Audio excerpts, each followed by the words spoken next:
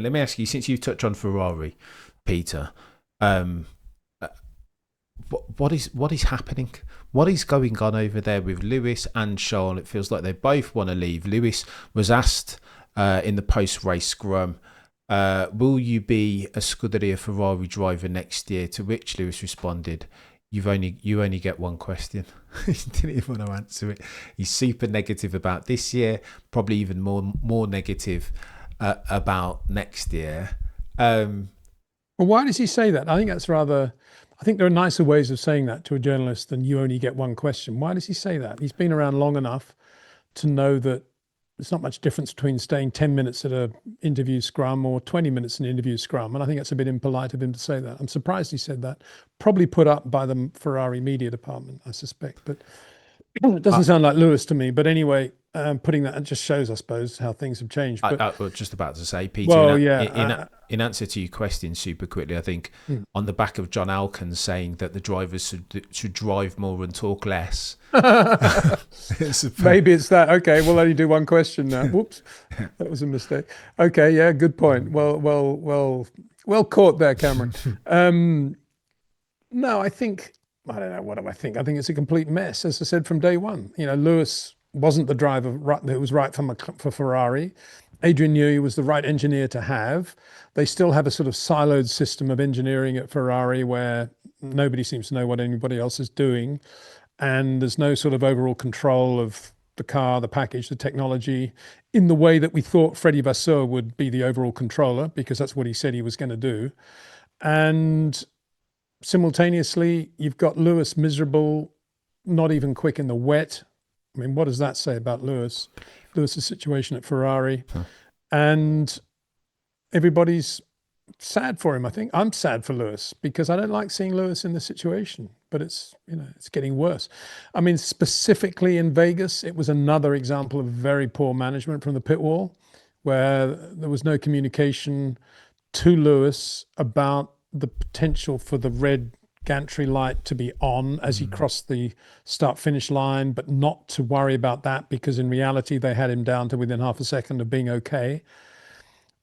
So as soon as Lewis crossed the start-finish line at the end of Q1, he saw the red light and thought he'd run out of time, and he hadn't. He actually had another lap to do, and that's very poor communication from Ferrari on the back of what happened in Mexico.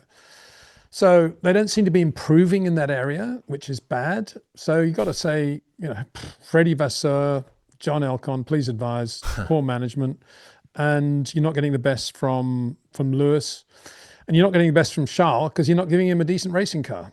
And he's just having to drive the nails off that thing. And it just doesn't work. I mean, it's unbelievable performance from Charles all weekend in qualifying and the race, I thought, in a dog of a car. Excuse me, Dexter. But Charles deserves a race-winning car. We all know that. And just advice for Zach Brown: if you go for Charles Leclerc, do not put Lando Norris alongside him or Oscar Piastri. Go and get Marc Genet out of retirement, put him in the car or someone like that. Go on then, Peter. Let me double click on the Lewis Hamilton aspect, because as a Lewis Hamilton fan and stan, I wanted to blame Scuderia Ferrari for specifically to qualifying and why that happened. I wanted to point all of my lenses and lay all of the culpability at the door of Riccardo Adami. But rewatching the way that so we can have the conversation about Riccardo's communication or lack thereof, that he wasn't as specific as you were just now, Peter, but you're a native English speaker, right? But Riccardo did say, push, push, push, you've got the chance to do another lap here. And on hearing that, I'm like, sure, Lewis is a 7-time champion, Peter. So what, he's got to be able to interpret that message, knowing that Scuderia Ferrari have not been very good at communication erstwhile. Surely Lewis just buries the throttle and then everything else be damned. Maybe he has made it, maybe he hasn't made it, but that's Lewis Hamilton. And then I check out the lap before and I see that Lewis is collecting cones and he's doing the old Lando Norris thing and he's focused on the steering wheel and fiddling with brake biases versus focusing on the apex. I've never, again, to do the blind test thing, if you covered up the helmet, Peter, and showed me that driver and challenged me that was Lewis Hamilton of '08 and 2018. I'd think that you were having a laugh. I'd really think that you were having me on. Well, it's interesting you mentioned the helmet because just as I've been saying about Lando should, kill all his social media and just focus on being Lando Norris, racing driver. I've been saying that for a long time. I'm coming to the conclusion that Lewis should stop doing different helmets for every race because I think he doesn't need to be doing that now. It's not appropriate given the situation he's in. He should be just going back to the original Rye House karting helmet colors and being Lewis Hamilton. And I say that not from a distraction point of view. I mean that from a theme, feeling from the soul racing point of view. That's what he needs to do. Stop all that ridiculous color scheme stuff he has.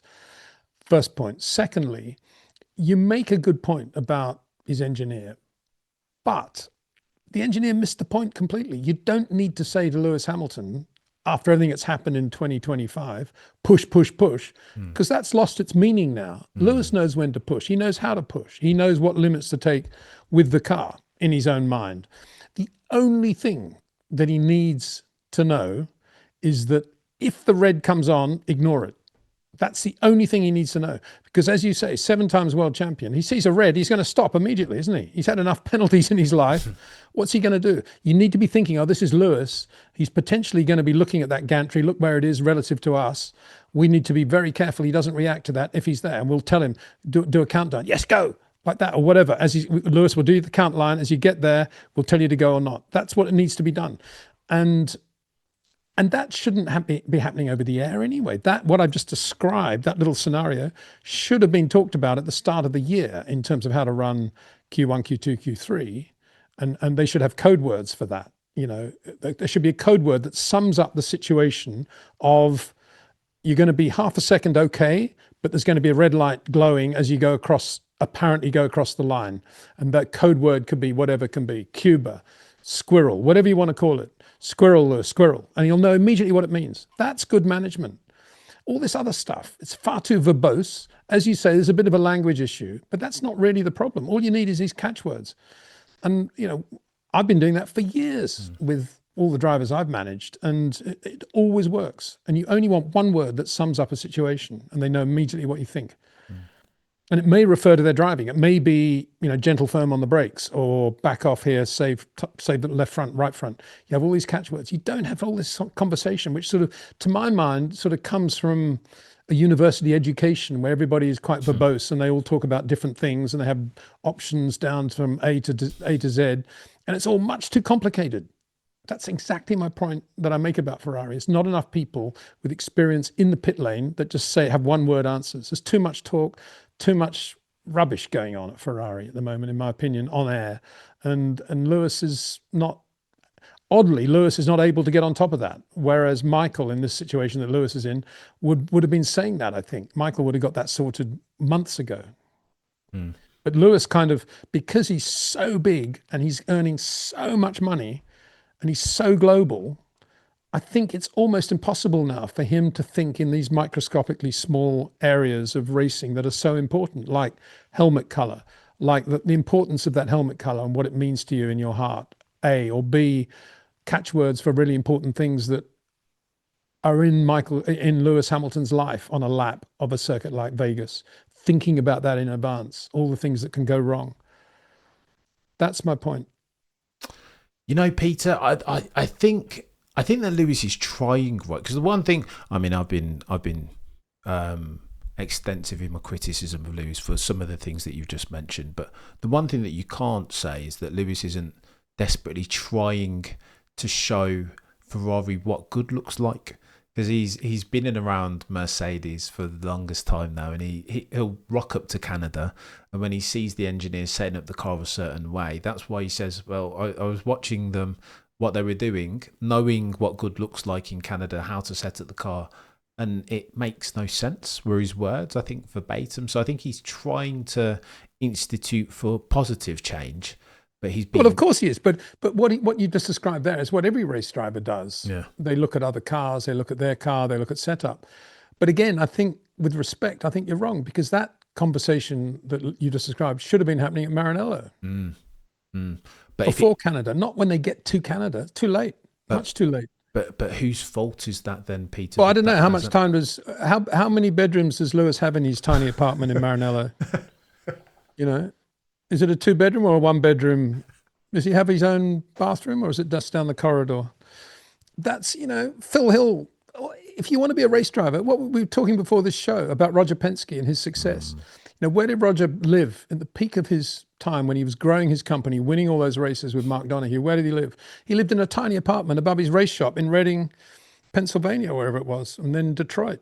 And that's what it needs. If you want to be a great Ferrari driver, you've got to be eat, sleep, drink Maranello with the mechanics all the time, in my opinion, because it's so political. If you don't stay on top of things, it quickly gets away from you. It's no good arriving in Canada and saying what's going on with the setup. Much too late. Yeah, I think Because then you've eaten into time when you should be discussing code words that you need for the Canadian Grand Prix on all the things that could arise there. no, it's a good point. And you have the code words because you know there's a bit of a disconnect with the language anyway. That's why you do all that. It's tough, this, Peter. You make Well, very is good it? I don't points. think it is. I think it's relatively straightforward and logical, as Morris Nunn always used to say. There's nothing magical or difficult about Formula One. It's just logic.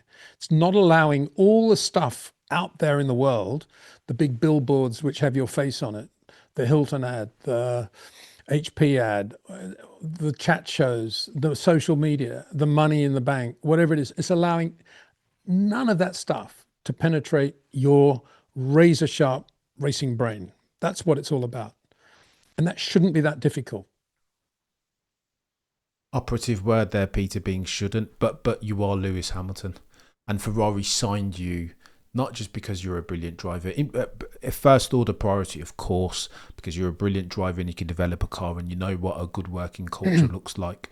But they also signed you because of brand Lewis Hamilton and the symbiosis of brand Hamilton alongside Scuderia Ferrari could be something that Formula One. But nobody handled that better than Michael Schumacher. That's and true. Ferrari were the team that Michael was with. So if all Lewis needed to do was adopt the Michael Schumacher approach and be very limited on what you do with your sponsorship, obviously to the letter of the contract, you fulfill it.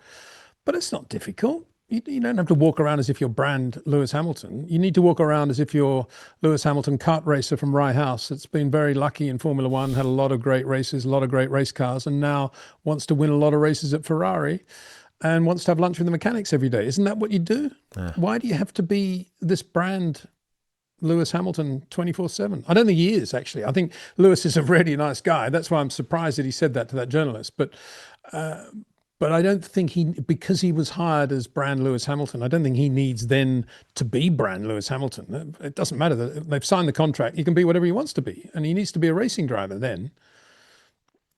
He's got plenty of years ahead of him to be brand Lewis Hamilton. But right now, he needs to be a race driver. And I'm not saying he doesn't try 100%. Of course he does, within the limits of what he creates in his bubble at Ferrari.